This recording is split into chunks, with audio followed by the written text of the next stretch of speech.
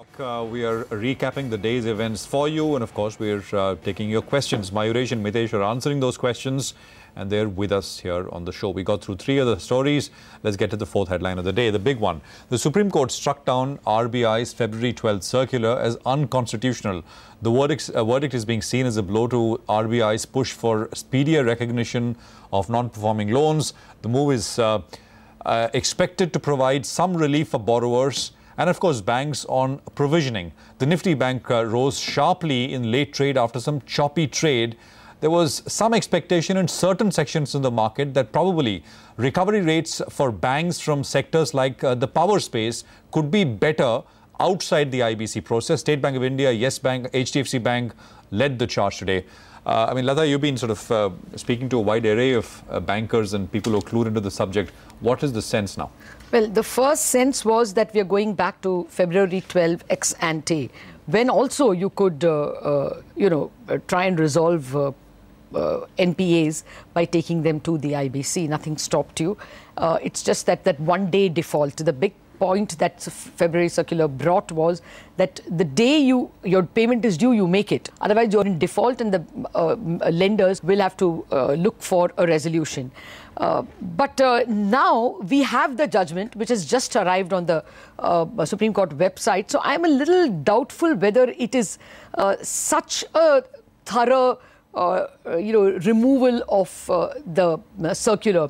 What it says is that the RBI is empowered to direct banks to take some cases to the IBC only by the amendment to the Banking Regulation Act, Section 35AA, under which it got this extraordinary power. Otherwise, it is not Reserve Bank which takes cases. The commercial banks take them. Reserve Bank only gives rules on how banks ought to be taken care of. But the judgment appears to say that since this circular asks banks to take all cases not resolved in 180 days to IBC, it doesn't have that power under the Banking Regulation Act. It therefore appears that only that part of the act may be, of the circular, may be incorrect, maybe cancelled, held in violation of the Constitution. Maybe other parts are still kosher. So at the moment, I'm a little at sea. When we spoke to the SBI chairman, he also had not read the judgment because the judgment has just come on the website. Rajneesh Kumar, listening to what he had to say, he thinks the impact is not very severe.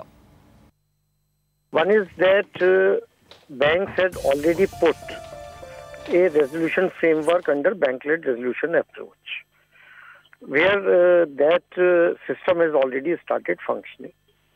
Second is that Supreme Court has upheld the constitutional validity of IBC in their previous judgments.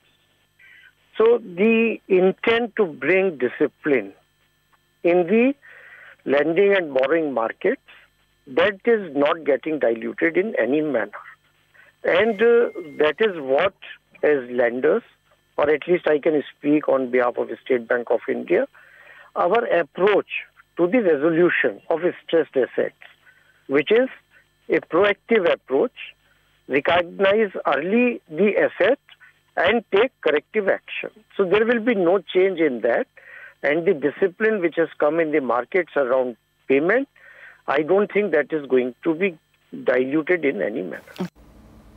Okay, so there you are. He appears to have got wind of what the resolution is saying. So the early recognition of stress and resolution will continue, and therefore borrowers will be disciplined. I was just a little worried that borrowers are probably getting the upper hand over what is really depositors' money. And bankers have a right to demand it. So I was wondering if bankers are getting weakened. It now looks a little... That is not the case. That may not be the case. We still are open to legal interpretation of this judgment. But in the meanwhile, of course, shares have continued to trade. So we have questions. Shantanu has written to us. He says he has 1,350 shares of Oriental Bank of Commerce, OBC, purchased at 126 rupees a share. Should he hold or should he sell? He's a long-term investor, he says. 126 rupees for OBC. What would you advise him, Mayuresh? So if he's a long-term investor, I think from a book value perspective, there does seem to be some amount of respite over the next few years. what we've seen in the case of OBC, as the other PSU banks, recoveries and upgrades, Lata, have been extremely strong. At the same time, I think when you're probably talking about capital adequacy, I think the shoring up that has probably come through shall ensure that balance sheet expansion and balance sheet growth starts happening at a reasonable pace going forward. And the kind of provisioning that you probably seen, both in terms of restructured asset as well as NCLT cases, I think they are sufficient enough. Though they might perk up a tad bit, you're probably expected to see cost-income ratios and the credit costs start dwindling downwards over the next few quarters. So if he's an investor, a long one that is, I think he can continue holding on to this. Okay, very quickly, Mitesh, OBC, should he hold on because he's making a loss of about 11 rupees per share and generally the best PSU bank stock?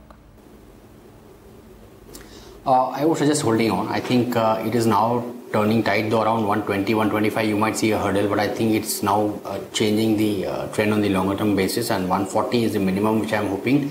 I'm also hoping for 165 to happen over here in the next few months. So hold on to it.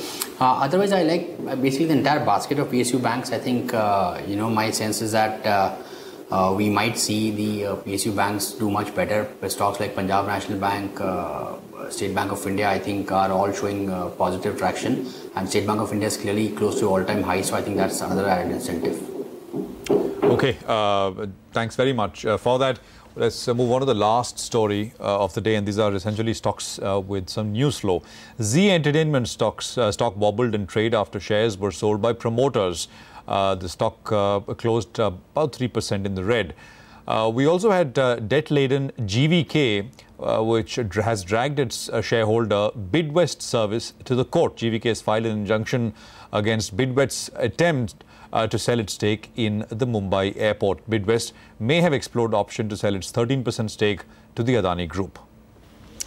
Okay, more stocks in news. Godrej Properties surged 10% in trade after reporting its best ever quarterly sales. The company sold almost 3,000 homes with a booking value of over 2,000 crore rupees.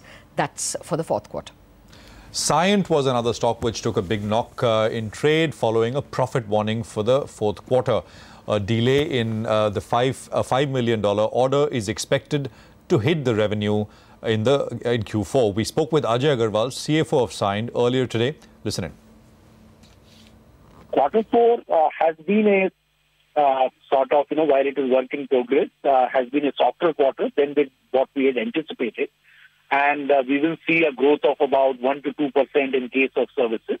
And to that extent, I think in terms of the outlook for the full year, we are looking at something like 7.5% or so of constant currency growth in services. As far as DLM is concerned, we have facilities in India as well as in US.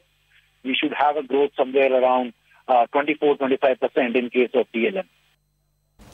Okay, well, with that was a bunch of stocks in news and we have no time for questions. Mayuresh and Mitesh, thank you very much indeed for taking the questions of our viewers.